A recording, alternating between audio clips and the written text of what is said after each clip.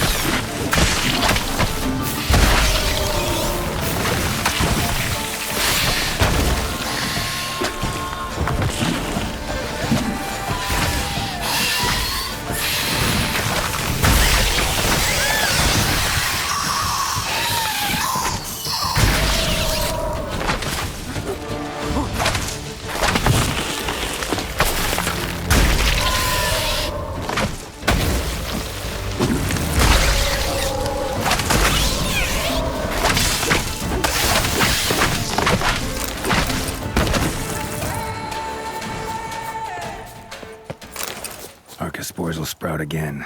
Should destroy the area if I want to get rid of them for good.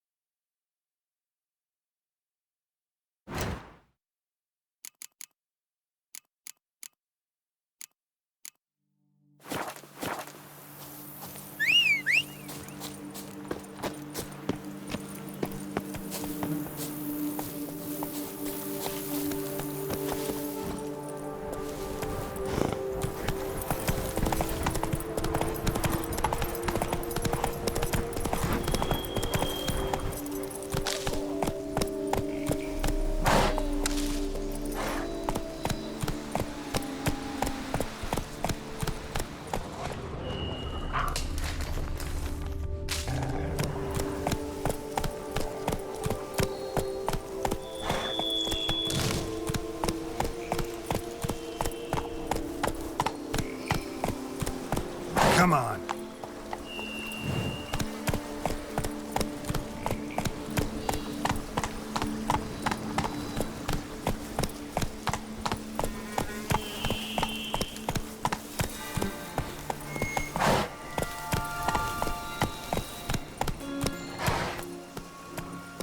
Regis. Couldn't have picked some other place to meet.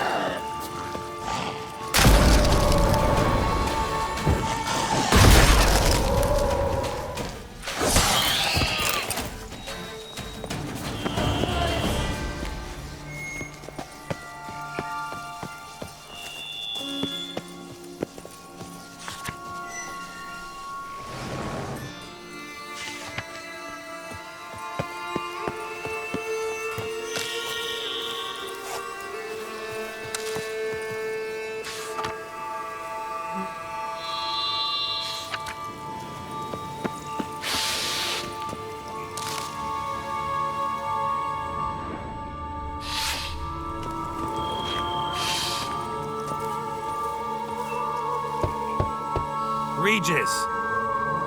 Damn it. Locked. No way I got the place wrong. This is it. Gotta be another way around here.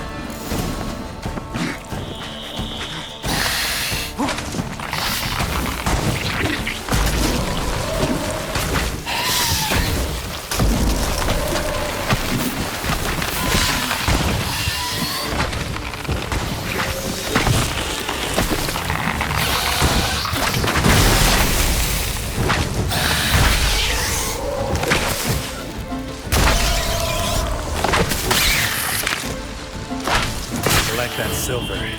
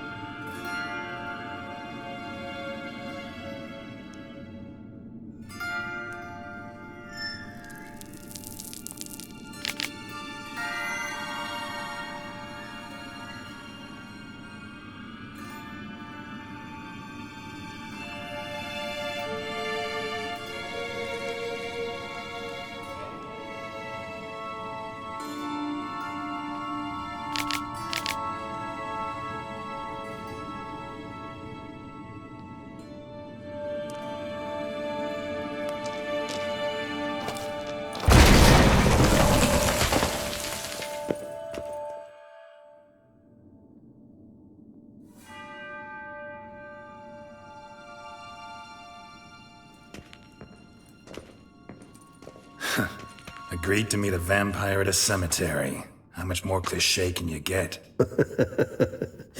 Nothing comes readily to mind. Could have left the door unlatched. What of my privacy? I value it rather deeply.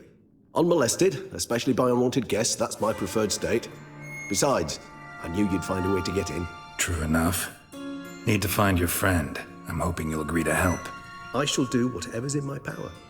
Yet what you want or even need must matter little. What matters is what Detlef wants. If he does not wish to be found, you will not find him. Ever. End of story. Come on. Gotta be some way.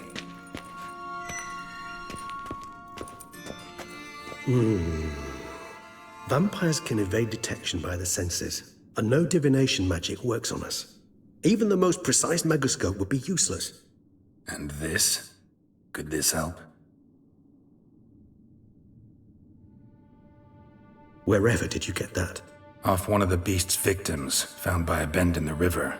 Body was chopped in pieces. 3 of those pieces were hands. Hand with the ring seemed the odd one out. Abruxa had taken an interest in it.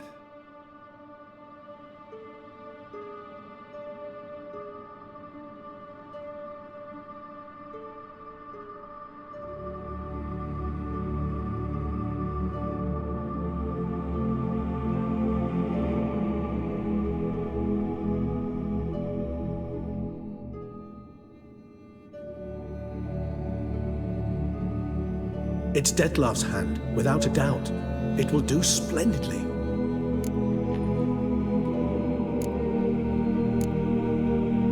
The hand. What do you plan to do with it? You've heard of Kovinaris' theory of tissue memory retention. Rings a distant bell. Read about it in Alchemia Oblitera. There's a copy of Kermoran, tattered, nearly disintegrated. But if memory serves, Kovinaris never managed to prove it worked. He did prove it, just never managed to publish his findings. He and I corresponded, you see, after we became friends.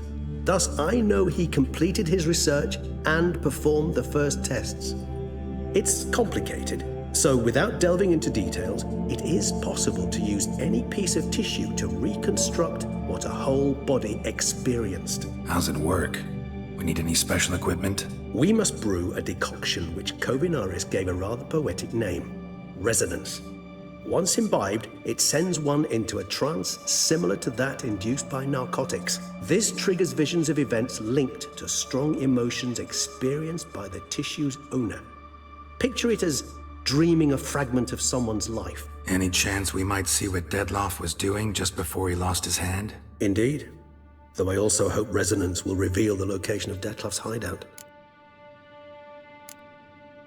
Can't you just summon Dettlaff? You're both hired vampires, there's gotta be a way. If I'm to be entirely candid, there is indeed one. But believe me, we will be better off never availing ourselves of it. It is a last resort. Absolutely. Last resort? The hell? Why? There is a being who can summon Dettlaff. Possesses the authority, even the power, to force him to appear in a given place. But the very act of contacting this being, well, it's akin to walking a slack line extended over a chasm filled with molten lava. An exercise as perilous to me as it would be to you. A risk I'm unwilling to take. I beg you, let's do it my way. It will be both quicker and easier. Ring's pretty intriguing. Made of no metal I've ever seen. And the ornamentation. It comes from our home, where we lived before the conjunction of spheres. It's actually mine. I received it from a dear old friend. You might call him a humanist. He saw us vampires as guests here, guests who owe their hosts, meaning you humans of the elder races, respect. Respect? Meaning not to treat us like cattle to be slaughtered for food? Precisely. And the reason why I, in turn, gave it to Dettlaff. To remind him of the ideals my old friend championed. Kovinaris spent half his life proving his theory. Wild guess. Making a dose of resonance won't be easy. You guessed correctly. In addition to Dettlaff's tissue, we shall need a powerful occipital lobe stimulant. Effectively a poison, to make one susceptible to visions. Well, got a few ingredients to choose from. Unfortunately, all are pretty rare. There's Mamoon glands, but closest ones I know of are in Vizima. A spotted white saliva would also serve, but they were culled to extinction over a century ago. Could go with a kobold's eyes, but the creatures are sentient. Rather not gouge one's eyes out. Given that we lack the time to sleuth this out ourselves, permit me to summon some help.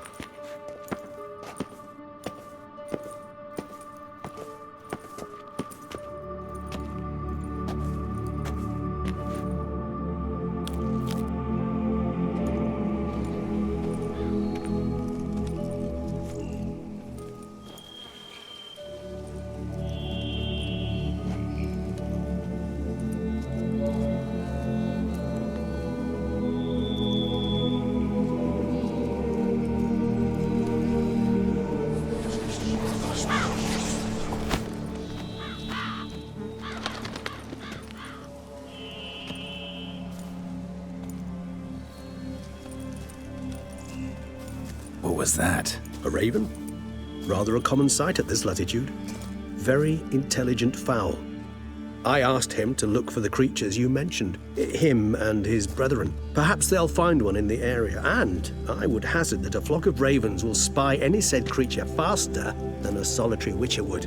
With all due respect to your skills, my friend. It will take them some time nonetheless, so perhaps you'd care for a snifter of mandrake. Rarely say no to a snifter. Sadly, this is but a weak infusion rather than a proper distillate. Even better. I remember your mandrake hooch.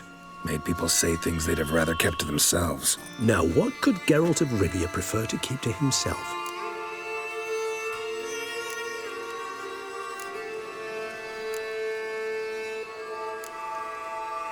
Everyone's got some secret. I agree wholeheartedly. I also believe it wise at times to share one's secrets, unburden oneself to those one can trust. This your sophisticated way of asking me if I trust you? I prefer almost always to ask you directly. It seems a test of intelligence, one you just passed. Maybe you should go first. Reveal one of your secrets. After all, you vampires lead very interesting lives. Anything in particular interest you?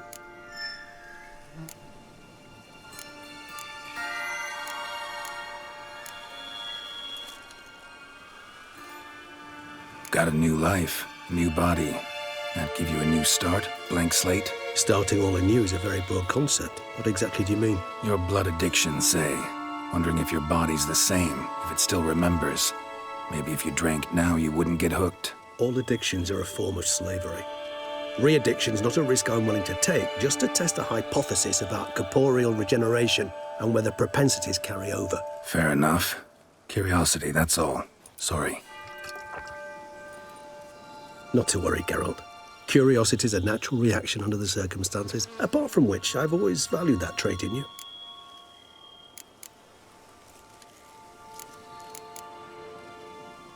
All right, give you one question. What do you want to know? One question to ask one as fascinating as you, Geralt. Cruel parsimony, I'd say, but I shall do my best to make it count.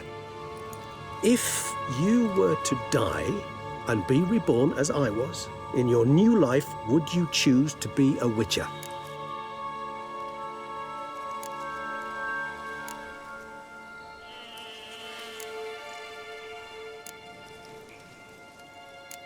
See, Regis.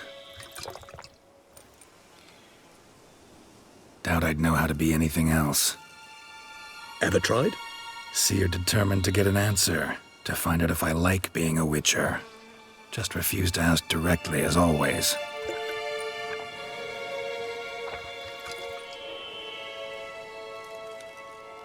I like being on the path. I like picking up a lead, a trail.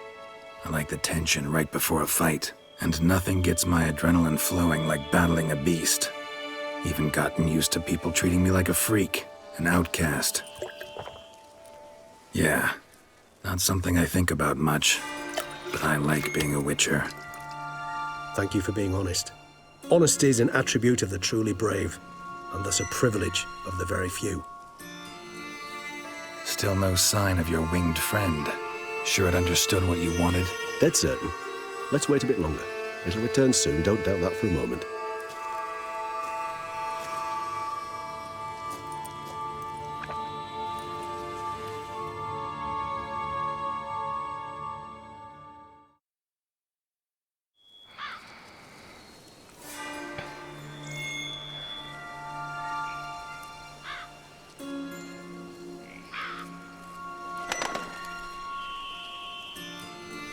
Ever vigilant, even in his sleep.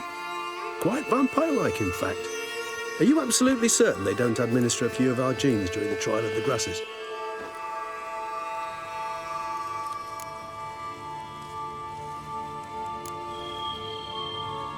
Appreciate the compliment. Got something for me? You were right. No kobolds or mamoons for miles around. Knew it. Allow me to finish. You see, there's this spotted white. It haunts an abandoned residence in the Roberta woods. Impossible. My brethren hunted down every last spotted white before I was born. Then it seems you must revise your knowledge of spotted whites. for somehow this one managed to survive your brethren's onslaught. It seems I know this home it haunts. Recall a tale about it. Locals believe the place cursed. Perhaps that's how the White survived, entirely unmolested. Know anything else about this curse? I don't recall much in particular. Really don't attach much importance to such things. It was mentioned to me as an anecdote, no more. Come on, search your memory. Something, anything could be important. I believe it had a relation to hunger, or, perhaps greed, rapacity. Someone was punished for something. Textbook definition of a curse, pretty much. Sorry, Geralt, I try not to clutter my mind with the details of every far-fetched tale I happen to hear. What are your thoughts? A specimen of a species thought long extinct, and a curse, in one place. That a coincidence, or are they related? Ah, professional curiosity. Personally, I've nothing against you delving into this dilemma, but please remember we need the White's saliva. Nothing beyond that. Whites rarely appear in the woods, even less likely to find them in abandoned human homes. They inhabit remote wildernesses, old abandoned cemeteries. What's your point? This might not be a spotted white after all. Your little helper might have made a mistake. I sincerely doubt it. Ravens are devilishly intelligent creatures, and they've highly developed observational skills. What exactly did they observe? The area around the estate, it's covered in spoons. Spoons? Spare me the skeptical smile. I'm but the bearer of this news. Or perhaps this spotted white is a hoarder. Or the spoons are somehow related to the curse. Let's do this. Start making your decoction while I go get some saliva from that white. Uses it in its brews. Do you imagine the white will simply sell you some? Worst case scenario, I'll bring you its salivary glands. They ought to do as well. For a moment there, I imagined you asking the white to spit into a vial. Quite amusing as a thought, but the salivary glands will do fine indeed. So, see you later. Yes, till later. I shall start by perusing some tomes. Tomes? Thought you were gonna make this decoction. We require one last ingredient. Alas, obtaining it could prove a trifle toilsome. Thus, I hope to identify a suitable alternative. All right. Good luck. And to you, my friend.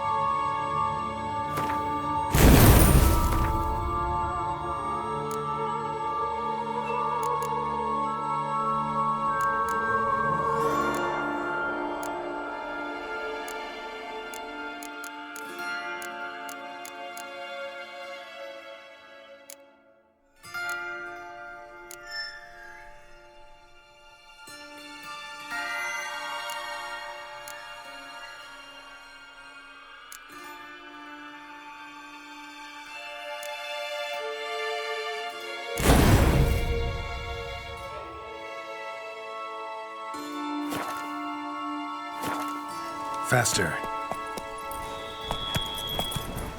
Whoa there, Roach.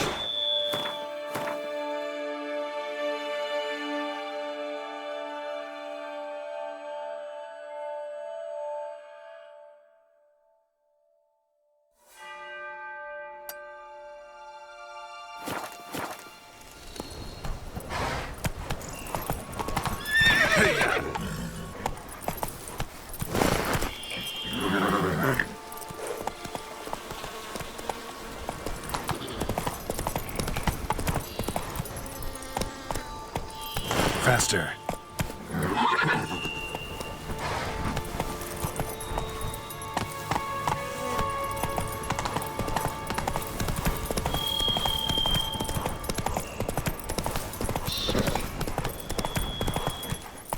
Go, go.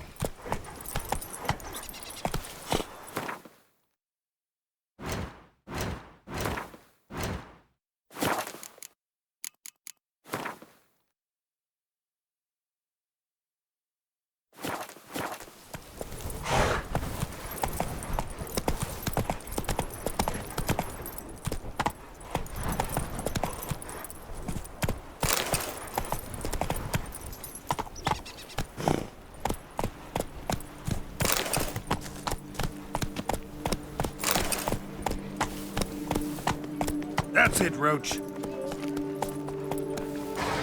Slower.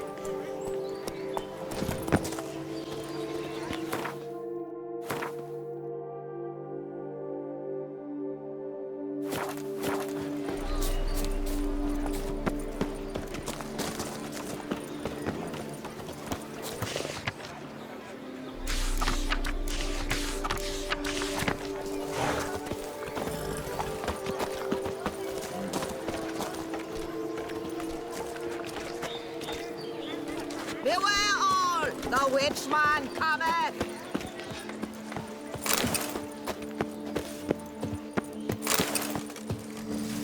Sure, go on.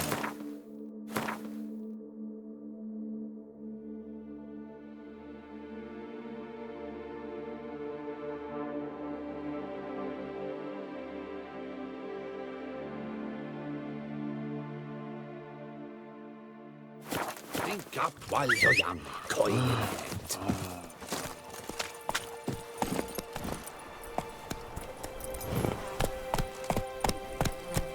Come on, Roach. Monsters are your catnip. That's it.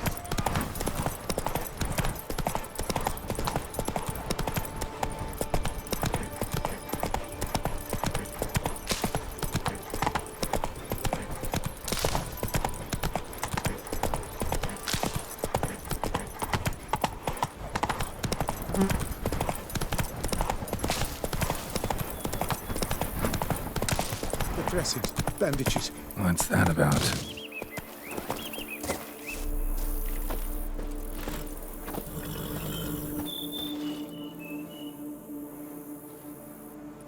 The dressings, bandages. Where did I put them?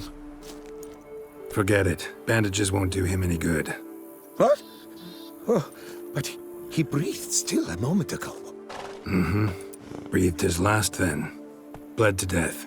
Legs broken, femoral arteries ruptured. Wound like that, you're dead in minutes. Gods. What happened here exactly? I was rolling through, fully loaded, when I heard screams. This one crawled towards the road, then drooped to the ground, lost consciousness. I jumped down to help him, dress his wounds. Then you appeared. Pretty admirable stopping to help a stranger. Truthfully, when I saw him, I considered it might be an ambush. The thought entered my mind, I near decided to crack the whip. But to abandon a man in need? It's simply not the decent thing to do. Decent enough in many other places, believe me. Before you go on, clean your hands thoroughly and burn your shirt. Might also want to rub some time on your body to be sure.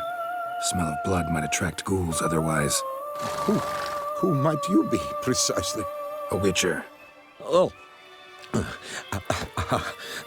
Do you expect some beast might have killed him? See what we have here. Legs broken, but cause of death's the wound. Small but deep, edges unfrayed. Either a thrust weapon or a thick claw. Maybe a wyvern's. Tough to say, and... breastplate's unusual. Dented. It's got a patina. An antiquity, I believe. I deal in these things, so... what's puzzling is... why did he done it? Not likely to learn that from him. Now to figure out where he came from. From that house, I'm assuming, but need to investigate. Got some work to do. So long. Wait, I will come with you.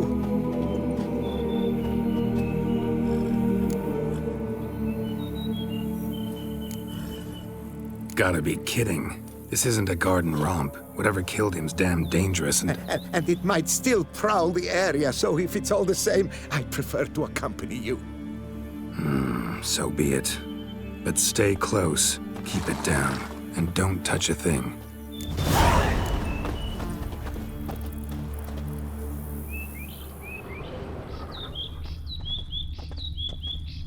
Trail leads to the house on the hill. Which stands silent as a grave.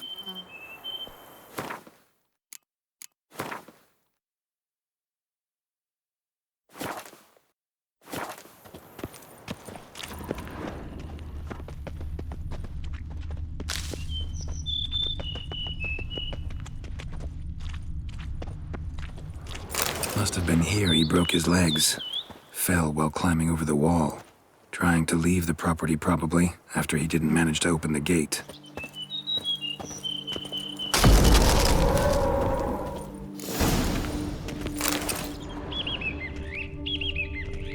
Damn it. Good gods!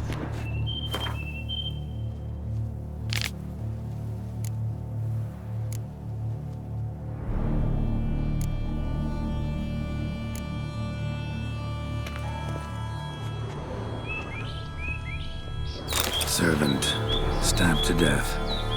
Over a dozen blows with a sharp object. Some post-mortem. I cannot believe this is the work of a man. It was a monster, to be sure. Silver tableware. Elven engravings.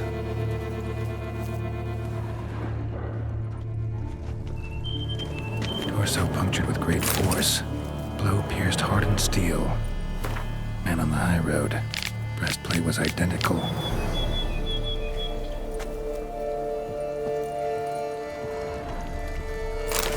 Throats massacred. One mighty blow. Shield along sides old and dented. Sword ceremonial. And Shay handiwork clearly. Ceremonial bowls. For little sacrifices? Of what? Please, do not say humans.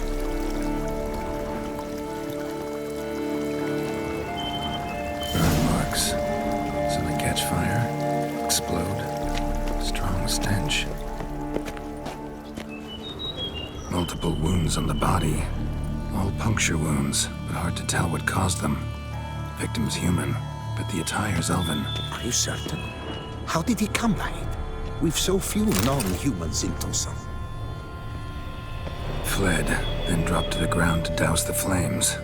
Didn't manage. Burn smells growing fainter. Might have been another luckier soul managed to flee.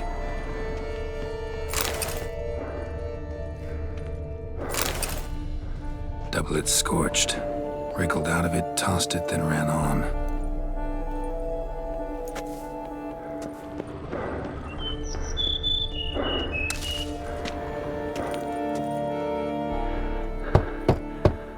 Perhaps there's no one inside after... I know you're in there. Breathing's loud and clear. Open up. We mean you no harm.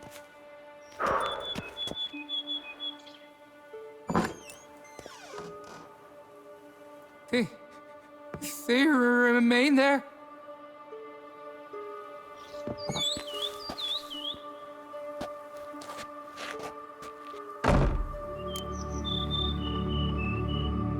Listen, I'm a witcher. I'm here to help you. But if that's gonna happen, you gotta answer some questions first.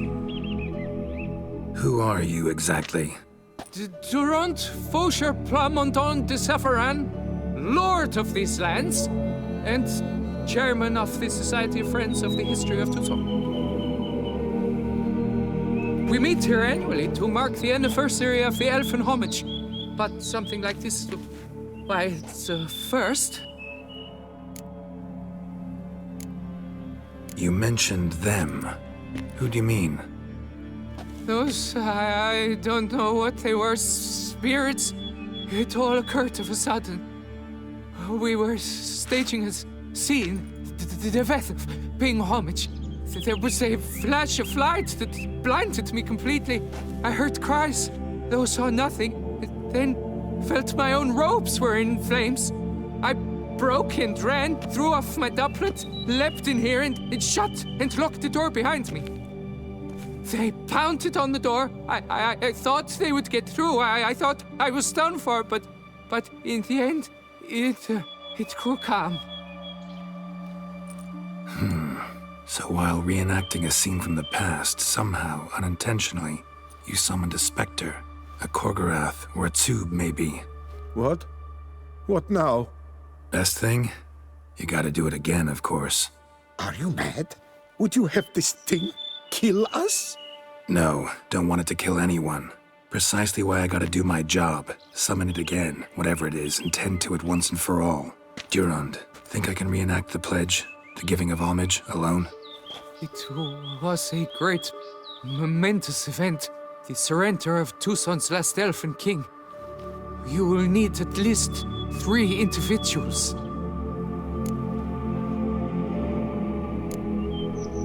Damn it. Can't risk. Can't expose you to danger. Master, if what you say is truth, then I was the cause of this massacre. Unintentionally, yet nonetheless, I've a duty to assist you, a moral one. Gods have us in their care. I shall help as well. Let's get to work. Start by clearing the corpses. Got some time. Won't start the reenactment before nightfall. Things of this sort are a lot more likely to work after dusk. One last thing, though. My pay. Don't work for free, you know. Understood. Just keep the danger at bay, and I shall be generous. Through and through.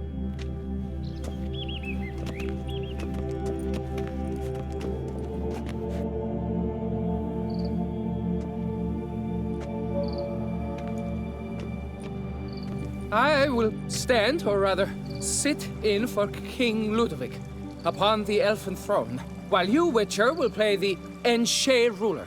We must don the costumes. All must be just right.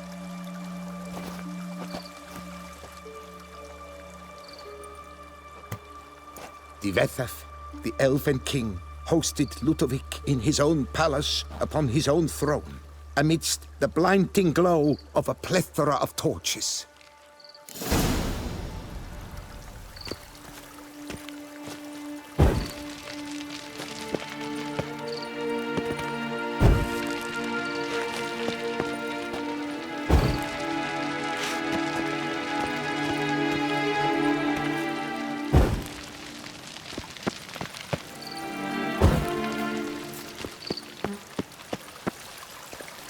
Divethaf laid at Ludovic's feet a loaf of binion and elfin bread, thus granting humans rule over seat-yielding lands.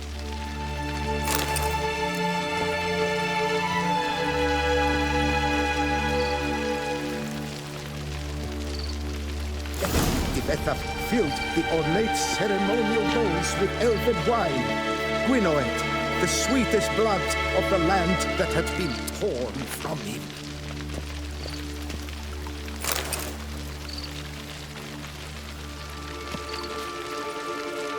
Long last, the elfin king grasped his sword and shield, thus symbolically passing command of his armies to humans.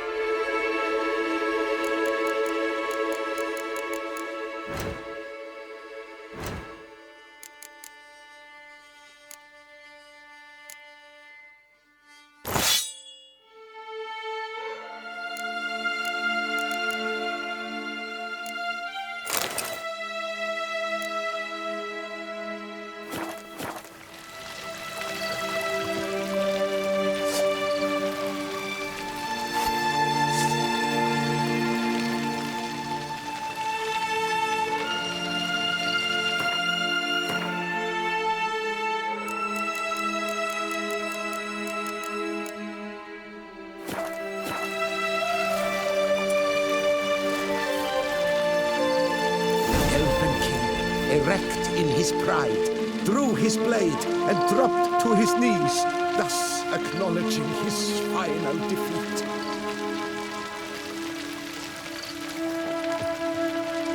Don't interrupt.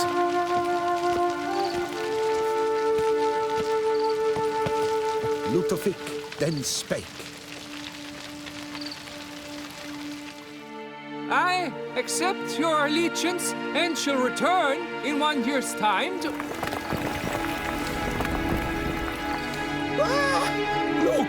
Look, the statues! Impossible! God's mother!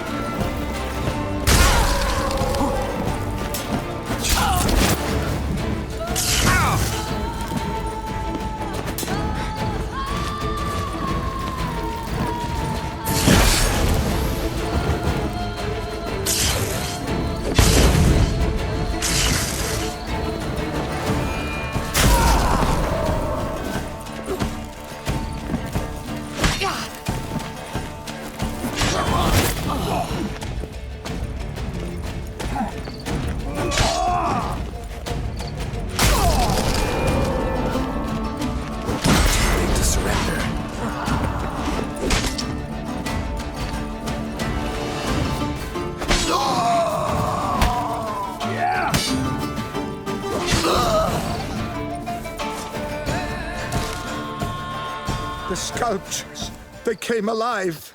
By what witchcraft? Dunno. Specialize in killing monsters. Reviving them, not so much. I may know what happened. The statues, you see, once stood in the palace of one Defethov. I acquired them a month past because perhaps I should start at the beginning. This Defethov was to pay tribute to humans, producing statues of this sort each year. Yet he did so but once, for he perished in the massacre of non-humans at the foot of Mount Gorgon in the year 782. It's fortunate he did too, as Defethov had planned Ludovic's downfall. For he sculpted not statues, but columns that masqueraded as such. Columns activated with words said in homage. Columns that would have turned the king and his bodyguards into so much colorful confetti. Typical treachery embodied elves. Psheh. You're no better. Elves were just defending their territory. You humans took it, but you still weren't sated. Had to cut the elves down, every last one. You? What does that mean? You're a man as we are. Yeah, in a way. Just ashamed to have to admit it sometimes. Your words, they're wrong, Witcher. But I'll not let you leave empty-handed. Take this as your reward. Farewell.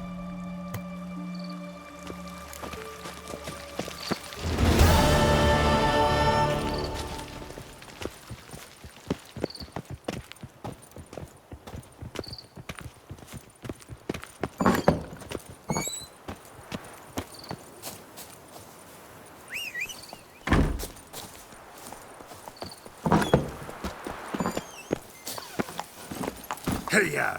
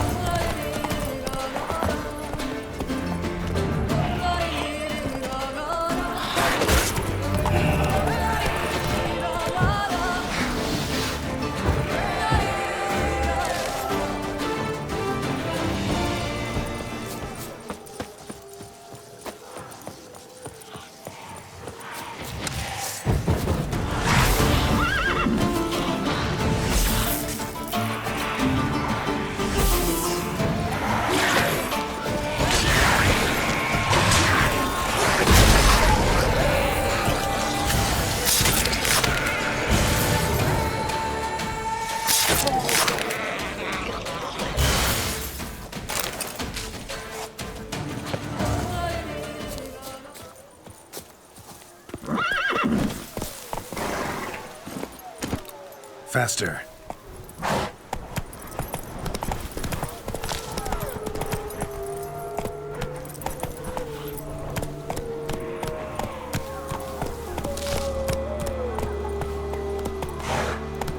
Go, go. Bar guests. Never a good omen.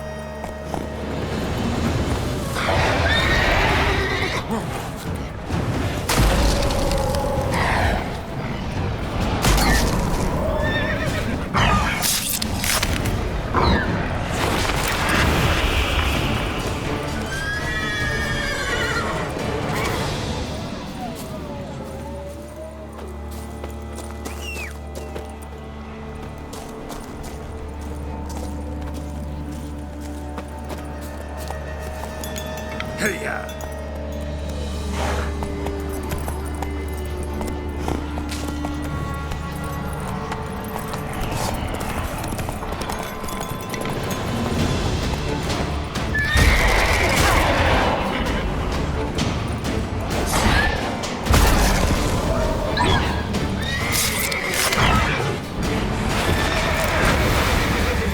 Just as Raven wasn't lying. Spoons all over the place.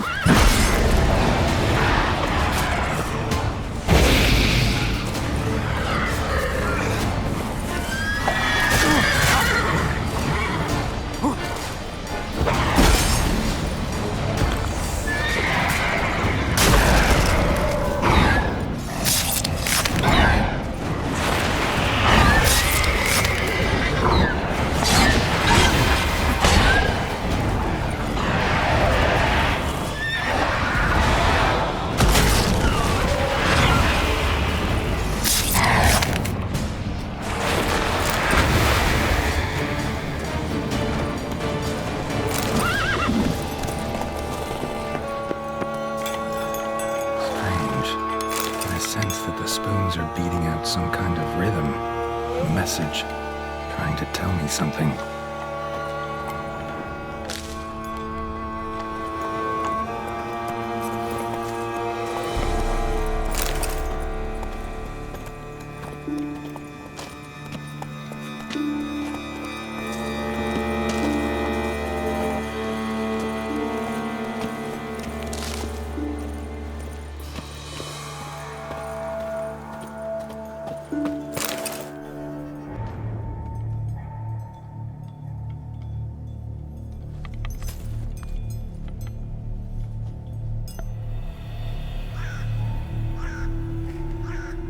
None shall sit and dine with you at your table. No spoon you have shall sate you. Never again shall you wish to spy your reflection in the mirror. Sounds like a curse, all right.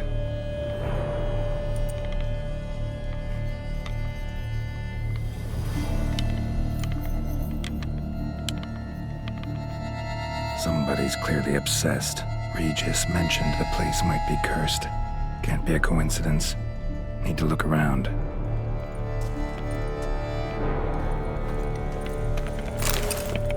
What a pigsty. Need to search it thoroughly. Find a way to collect some white saliva.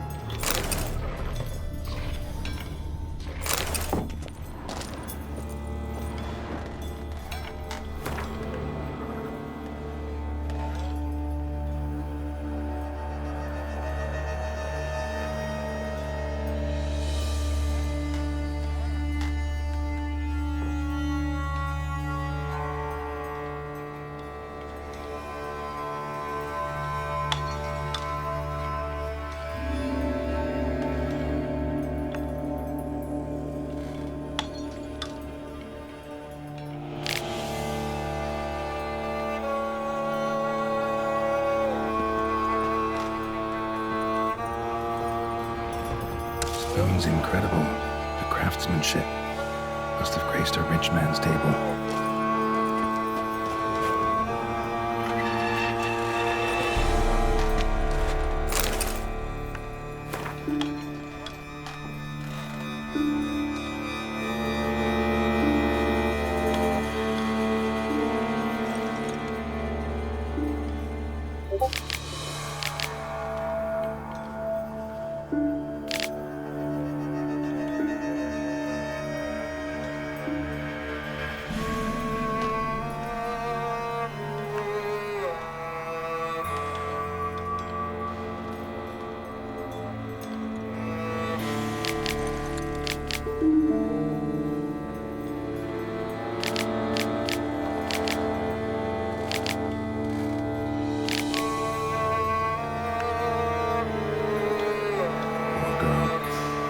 She was changing into a monster.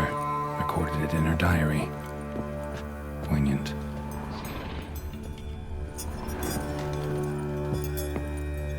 Smashed mirror. As if someone couldn't stand to look at themselves. The monster. Journal's author, maybe?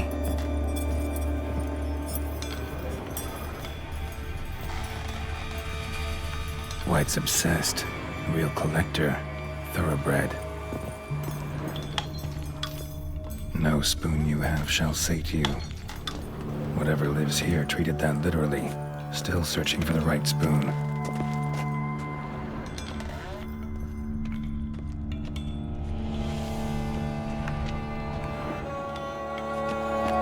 Skeletons. Doubt they came here willingly. This have anything to do with the curse? None shall sit and dine with you at your table. But it makes sense. Right arm bit right off. Teeth all knocked out. Somebody tried to force feed him. Broken neck, indentation in the skull's lateral surface, smacked in the head with something heavy. No claw or fang marks, probably choked to death.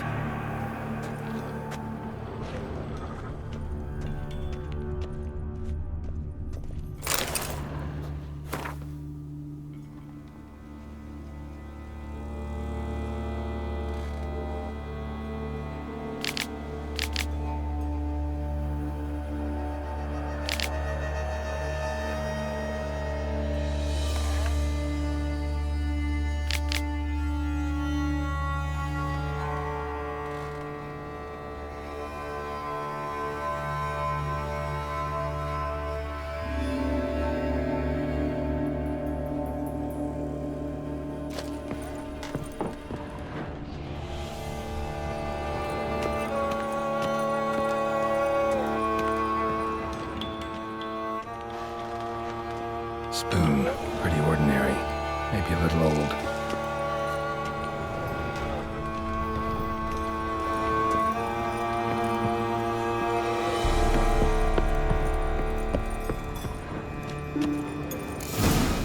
Actually does seem like a white's lair.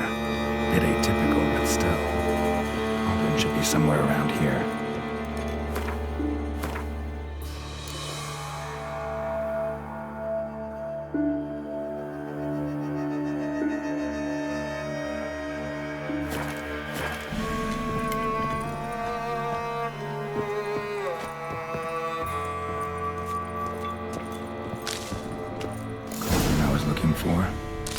White's not particularly tidy. Table's set. White who lives here is getting ready for some sort of feast. White that lives here, definitely afflicted by a curse, and it's been trying desperately to lift it. Cauldron's empty, unfortunately. We just need some brew. Afraid he won't get that. No choice but to hide and wait for the saliva glands and their bearer. Need a spot that'll let me observe the cauldron.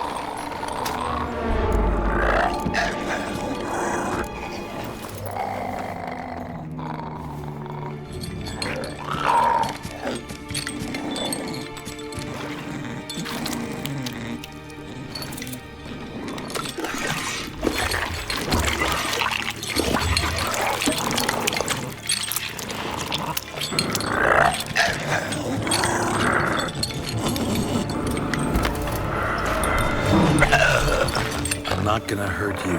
Wanna help? I've seen the words of the curse on the walls. Think I know how to lift it.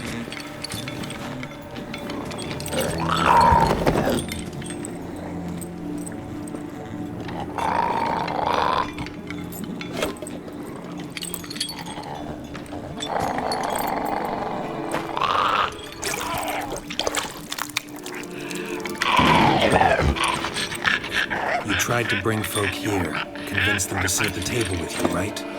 Well, I'm gonna be your guest now. Your willing guest.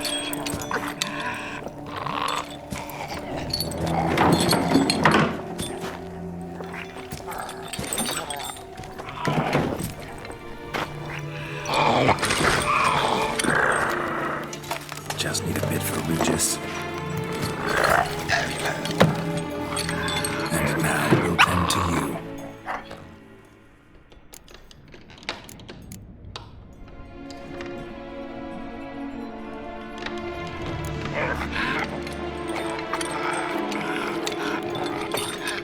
We can't use spoons. No, that won't work. You've been looking for a spoon that would feed you, but there's no such spoon. We need to eat without spoons.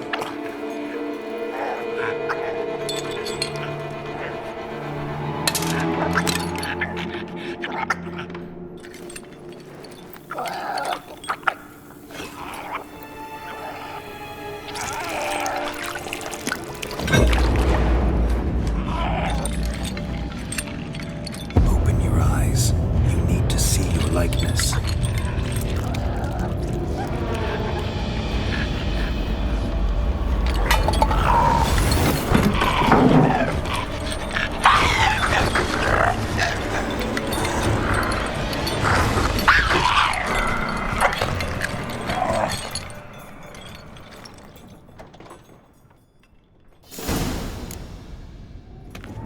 Think it worked. Just not quite like I expected. Need to see what happened to the white. Won't be hard to find given its stench.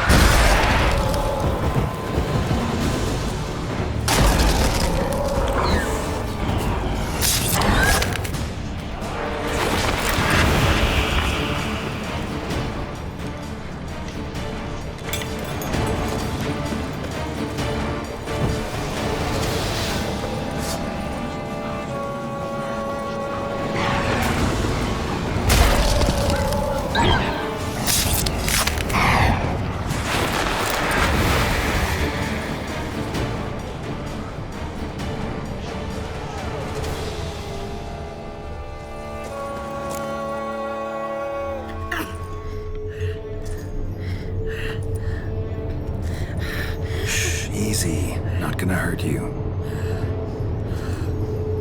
Eat. I must eat.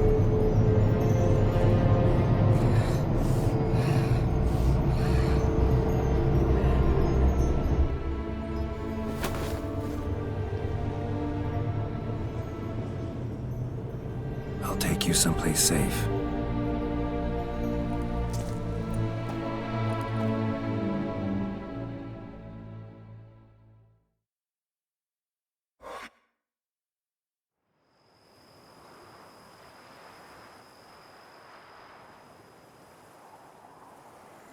So I took her by the hand and led her here. Seemed the only sensible place for her. You did the right thing, sir. She should recover quickly here. I'm deeply pleased, finally, to make your acquaintance, sir, though I do regret the specific circumstances. In all the commotion, I fear I neglected to introduce myself. I'm Barnabas Basil Folty, and by order of the Duchess, I am to serve as your major domo at Corfo Bianco. Nice to meet you, Barnabas Basil. Love to talk more, but got urgent matters to attend to. While I'm gone, please make sure she gets everything she needs. Don't worry, sir. I shall see to everything. She is safe here and in good hands. She'll soon be back on her feet. Might actually take a while. She hadn't eaten anything in over 100 years when I found her. Horrid. Whatever brought this about? Told me her story on the way here. Her name's Marlena. She was once the very beautiful and proud heiress to the Trastamara estate. One evening, when she was holding a banquet for friends, a beggar came to her gate seeking alms. He had a bowl and a spoon with him. He sat outside her fence and waited. I've heard of the custom. An ancient rite of hospitality that obliges one to give food and drink to such a guest lest he depart hungry. To neglect the custom is to bring great misfortune down upon oneself. Marlena didn't care a whit for the old customs.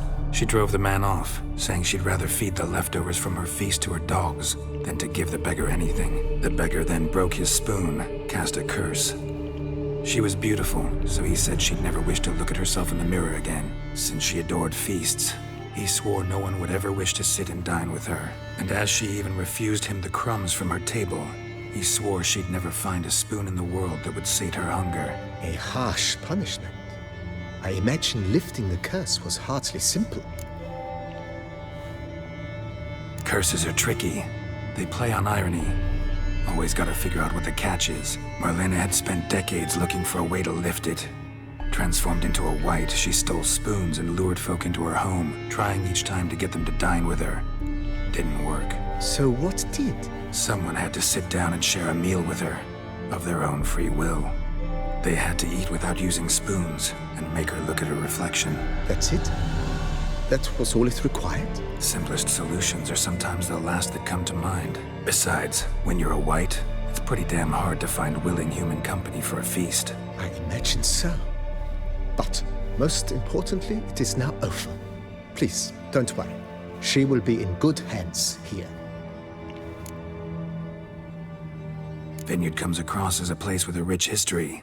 Know who owned it before me? Baron Rossel, who went bankrupt, forcing him to sell the estate to the Duchess. The Baron, in turn, had purchased it from Monsieur Bolius of the Headsman, a truly colorful man of Kedweni origin. He was actually a headsman? No, not him, but his great-great-great-great-grandfather. Indeed. Apparently, he was a common cut-purse who somehow secured for himself the post of ducal headsman in Beauclair. Went about his work with an exceptional penchant. They say he chopped off more heads than there are grapevines in the ducal vineyards. He never hesitated, not once. Never sliced unevenly, never botched a job. For his exemplary service, the Duke granted him a title and this estate. Monsieur Bolius, on the other hand, was an engineer in his younger years. Once retired, he settled here and took to producing wine. Sadly, misfortune struck and he lost his sense first of smell, then of taste. Additionally, he could not drink alcohol. His medic forbade it. Shame that. He gave up making wine? Not at all. He made even more of it. Began throwing wild balls to which he'd invite friends from far and wide in order to treat them to his wine and delight in the fact that at least someone could enjoy it. It's the sort of man he was, Monsieur Bolius. Mind giving me a little tour de Corvo Bianco? Not in the least. Follow me, please. I think it would be practical to begin on the hill.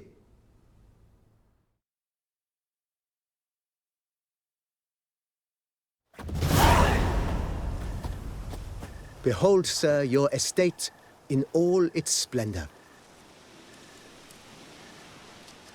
Pretty vast. Indeed. And now, sir, allow me to show you a handful of interesting details. Follow me, please. Been a major domo all your life? Yes, I come from a long line of major domos. My father was a major domo, as was my grandfather before him, as was my great-aunt. In fact, she was the one to start the tradition. Great-aunt? A hard woman. It is said that already as a child, she knew where she was going and went there. When she arrived in Beauclair, she signed on as a chambermaid at one of the vineyards, then slowly worked her way up to major domo. She dragged the rest of the family up the same path.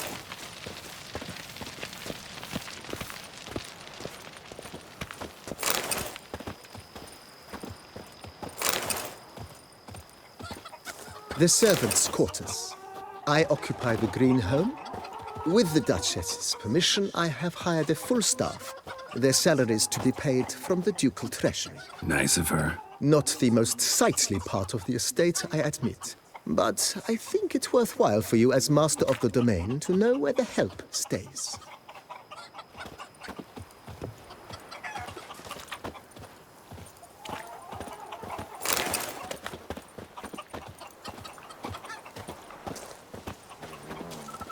Baron Rossel ordered the vines in this part of the estate uprooted and olive groves planted in their place. They look beautiful, especially come spring. Don't look at all bad now, either.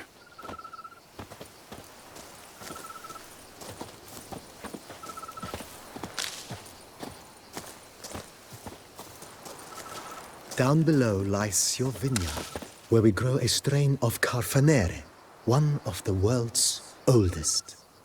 Aged in oak barrels, it provides for an exquisite wine with distinct blackberry, wild cherry, plum, and cinnamon notes. Marvelous. Have to try it one of these days.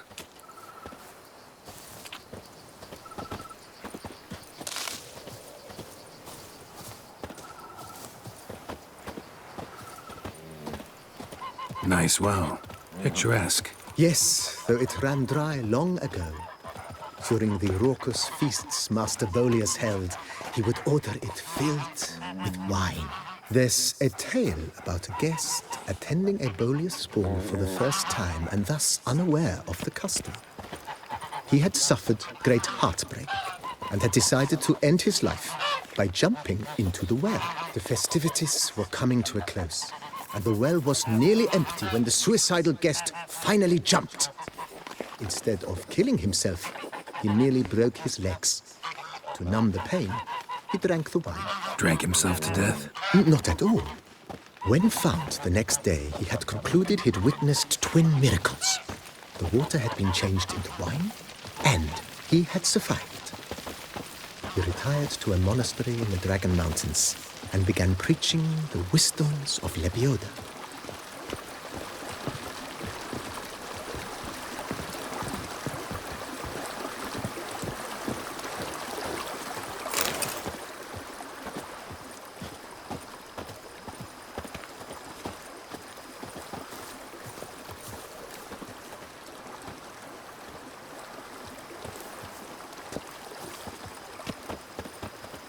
Monsieur Bolius's wife Nina kept a garden here. A supremely lovely place it was. Bit neglected now. I agree.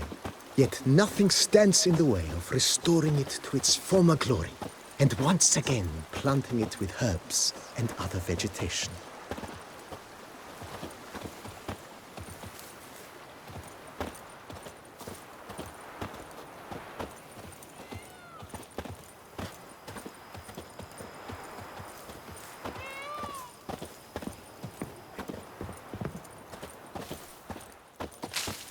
Madame Nina planted diminutive, delicate flowers and herbs here. One might say their aroma still hangs in the air. You're quite the romantic, Barnabas Basil.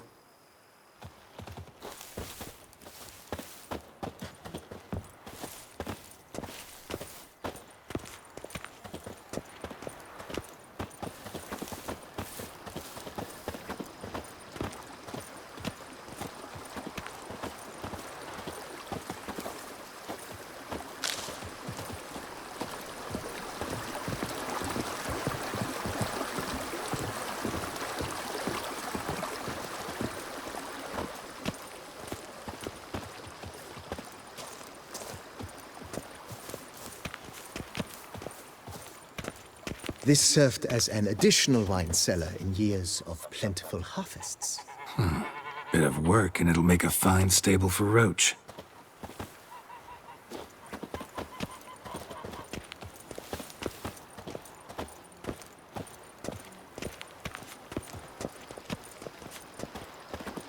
The cellars, voila. During Monsieur Bolis's time, wine was kept here, but Baron Rossel used it to store olive oil as well. I took the liberty of cleaning up the mess, which... I made while fighting the Bruxa. Thanks, Barnabas Basil. Appreciate it.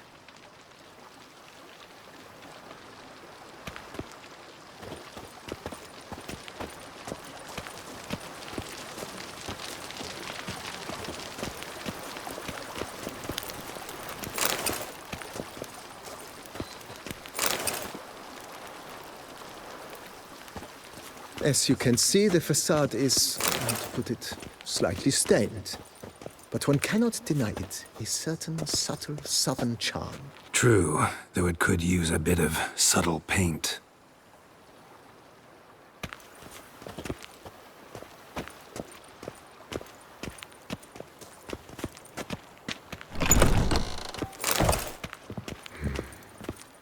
And welcome inside.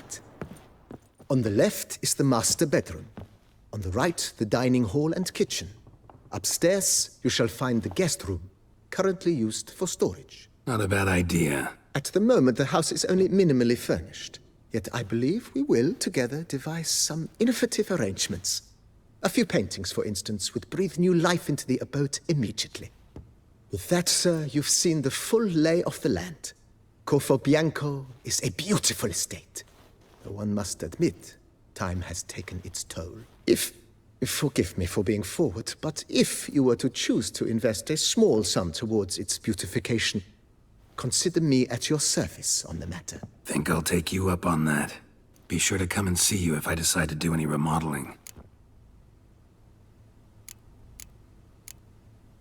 Thanks. Gotta get back to my business now. See you soon.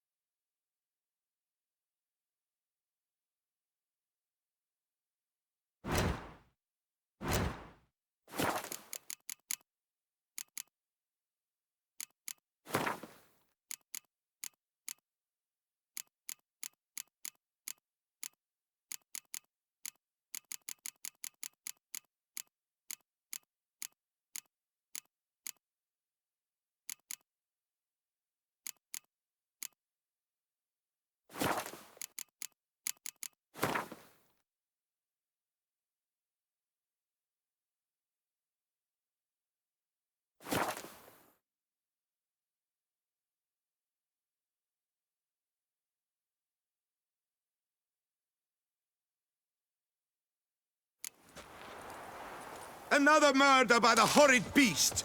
Milton de Peyrac Peyron falls victim to his own cowardice. The beast of Beauclair has struck again. Citizens! Greetings. I hope your search goes well. Would you craft something for me? Of course.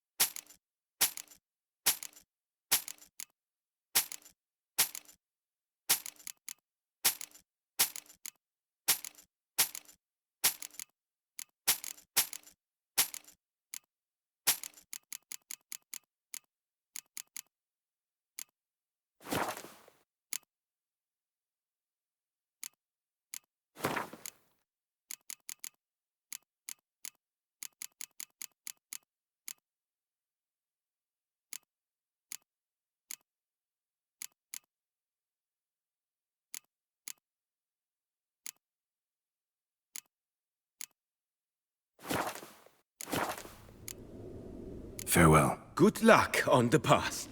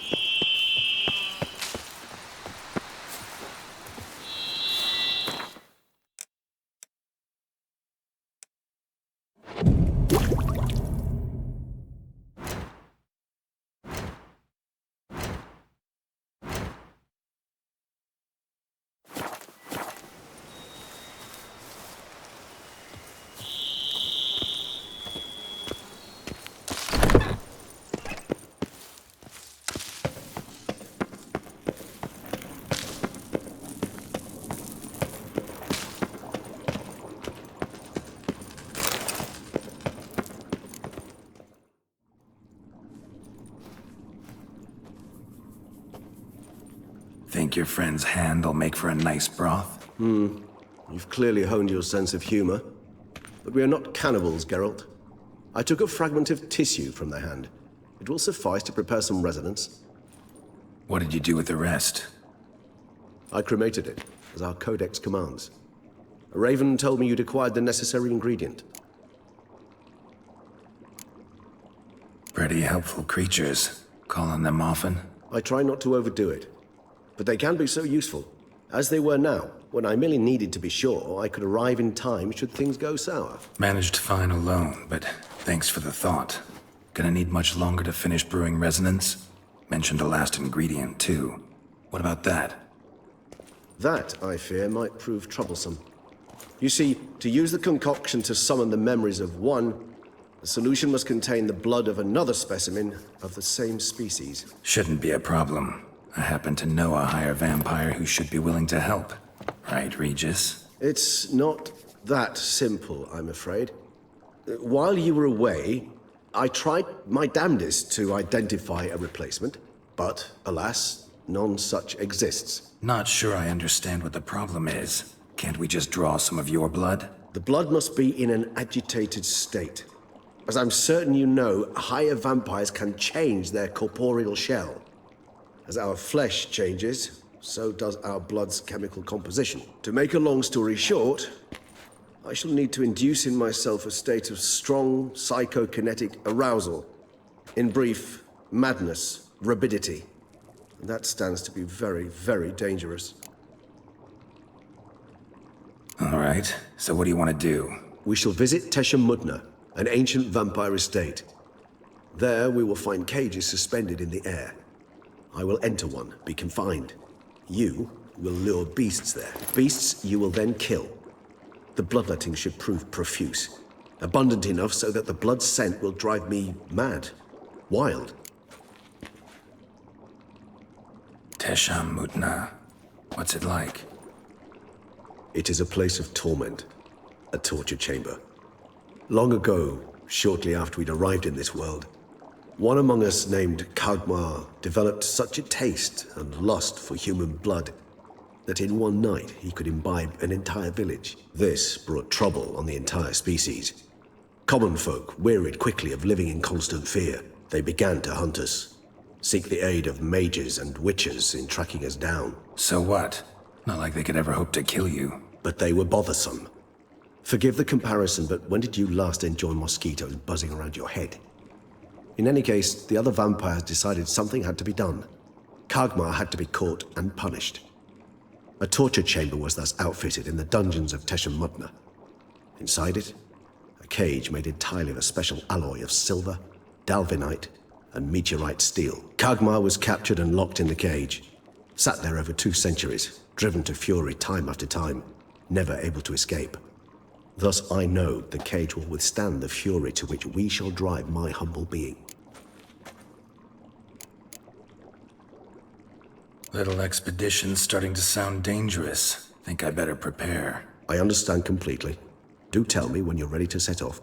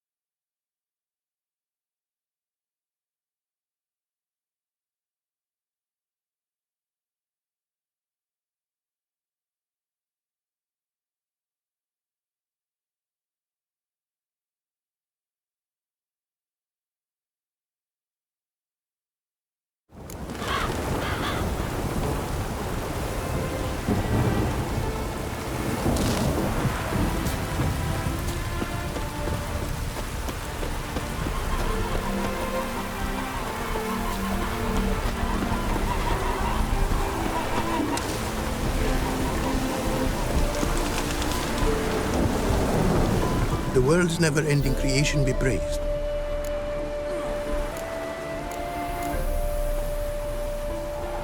Craft something for me, would you?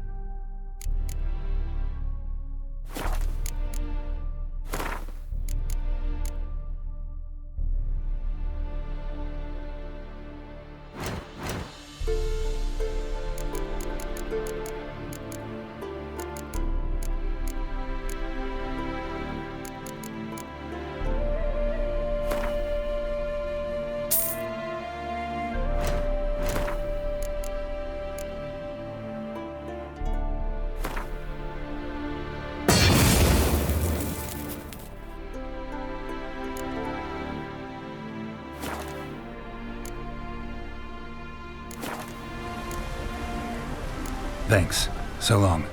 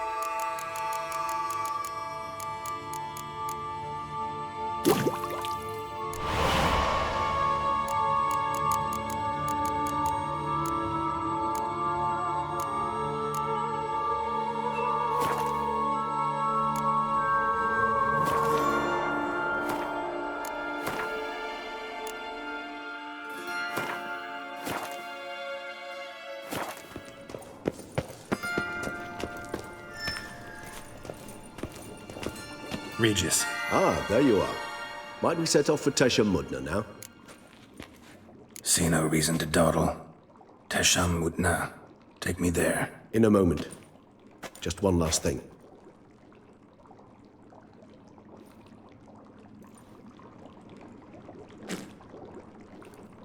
What was that? Blood.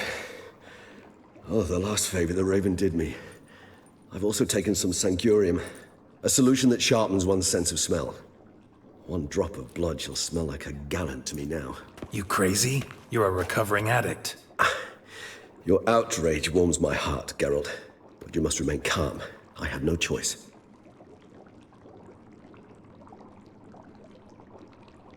As things stand, the die is cast. High time we set off for Tesham Mudna. My head's spinning already, and you're starting to smell quite tasty. And you're starting to scare me.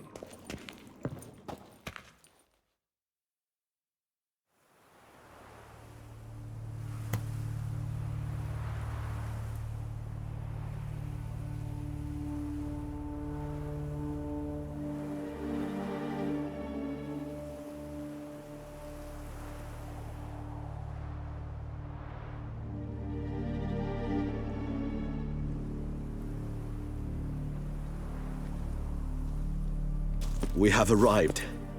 The sacrificial chamber of torture and torment lies underground.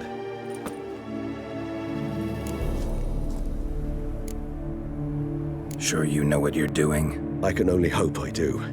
Please, let's go. The longer we delay, the less control I shall have of my faculties. I'd really prefer not to hurt you. You lead.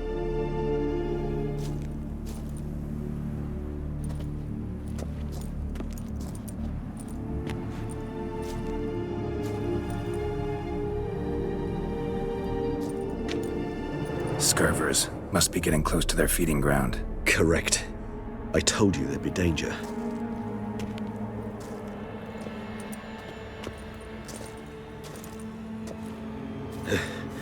Beyond this wall lies an ancient vampire dungeon. Seen a lot of things in my time. Nothing quite like this, though. I feel honored. A man with such a wealth of experience, yet I'm about to show him something new. Now, to open it.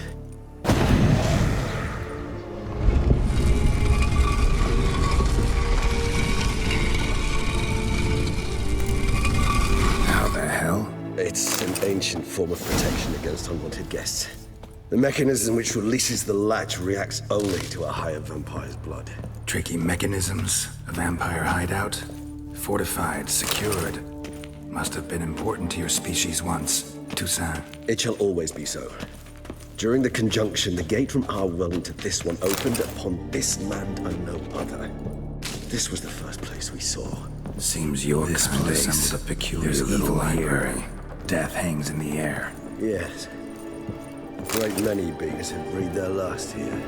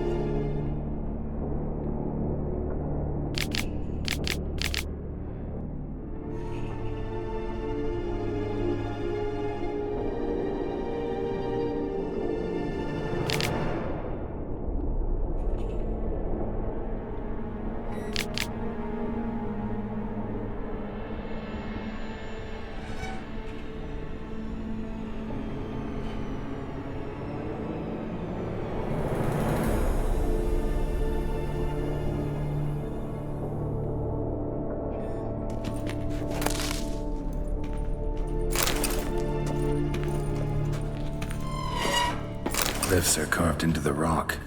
Coated with blood used to be. They mean something? They're emblems, symbols of, well, what you would call tribes, dispersed throughout the world after the conjunction.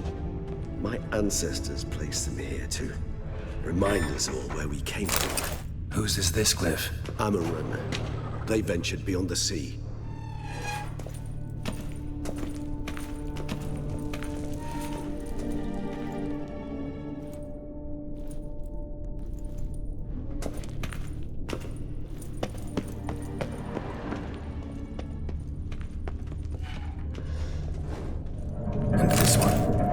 Tribe's this? Garisham.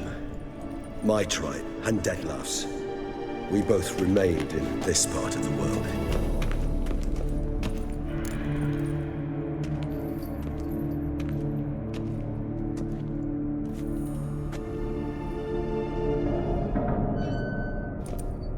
charming place. But what are all those cages for? Mentioned one vampire being kept here.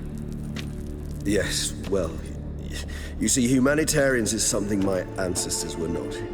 They concluded Kagmar would best be punished if he were tormented with the scent of blood he could not taste. Thus, they also kept humans here. Humans whose blood they slowly let.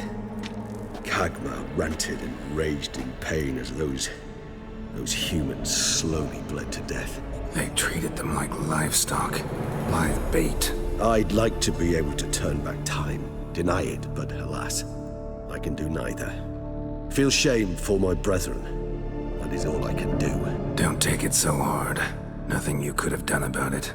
Let's get to work. Well, that was awkward. Fine. I prepared the bait. Please be so kind and place it, ideally at the tunnel entrances. The scent will spread most effectively then. Place the bait at the tunnel entrances. Monsters will catch its scent more quickly. When I think how these tunnels got here, send shivers. It was the natural order of things. The place reeked of death and it attracted necrophages.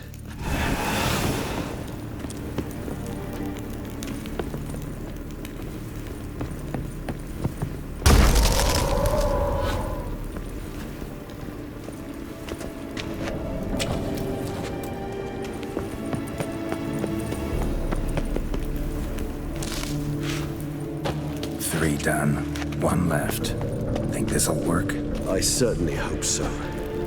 Its stench is so thick, I wager it carries clear to Novigrad.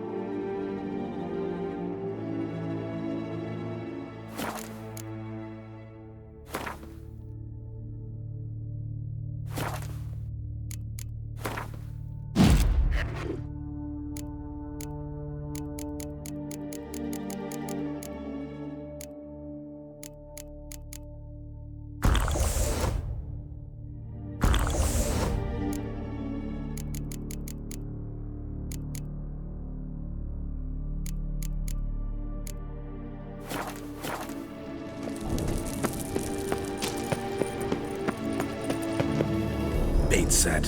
What now? I shall enter the cage. You must chain me inside. The bars are made of an alloy that will prevent me from transforming into mist. Kinda thought you wouldn't want to. I shall be in great pain. My sole thought being to stop that pain. I cannot know what I will do.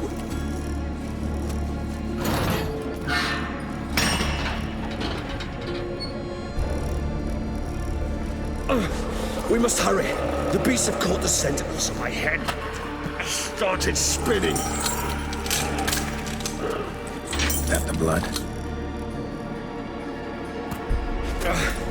Someone who's never experienced a vampire's bloodlust does not know the true meaning of thirst.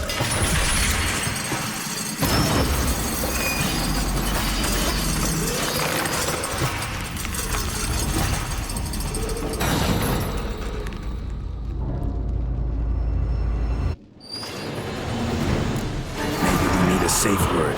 You know, something you'll say when you can't take it anymore. And what would you do once I uttered it? Don't know. Calm you down. Somehow. Please. You won't be able... I smell the blood.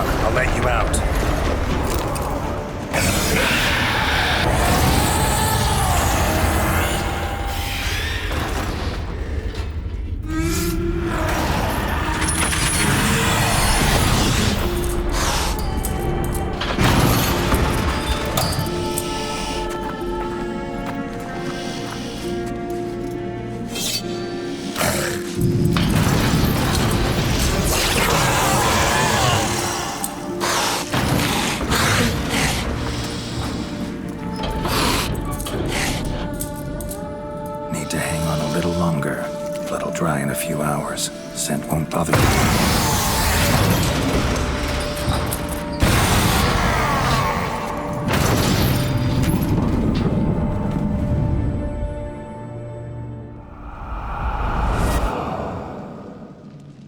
Get you out of here.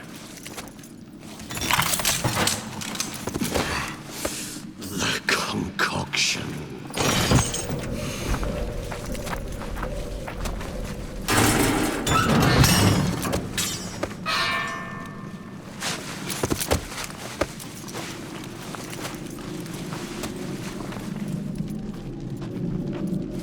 You can't finish it in this state.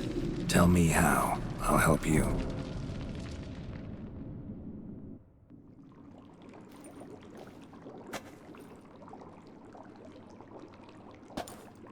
Any better? Far from ideal. And some time must pass before I fully recover. But yes, a bit better, thank you.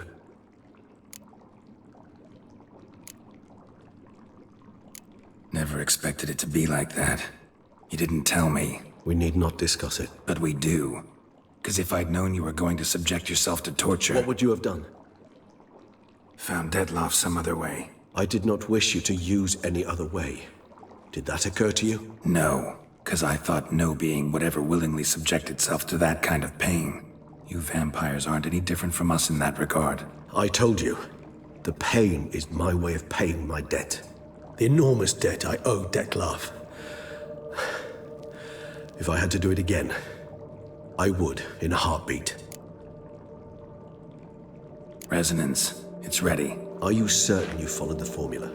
The proportions were exact, the brewing time precise. This is important, Geralt. The slightest deviation could cost even a witcher dearly. Relax. Got some experience brewing potions. Very well. In that case, let's begin.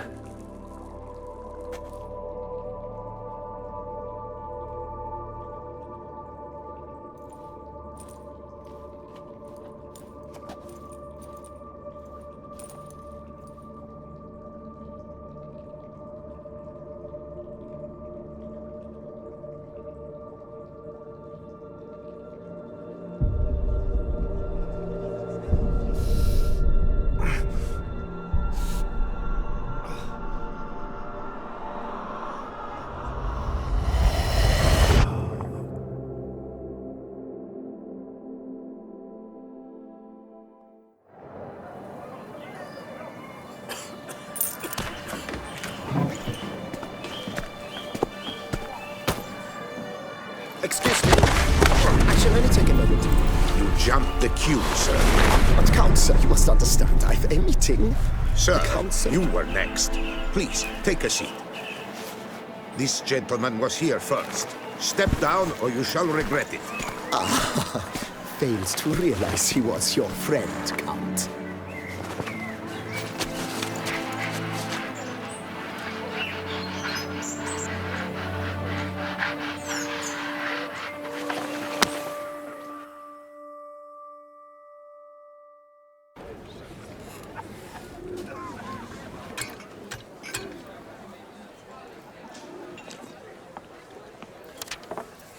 It was then I ordered him to give up his seat and step off the stand. If only you'd seen his face. We got him good, didn't we, Detlef?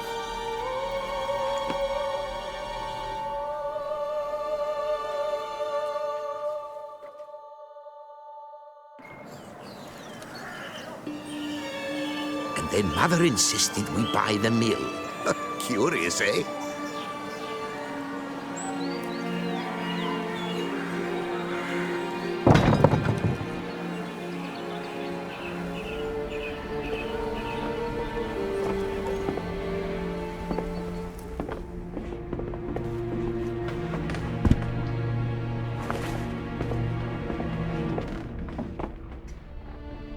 But at least I've a yarn to spin for friends and associates. Forgive me. What?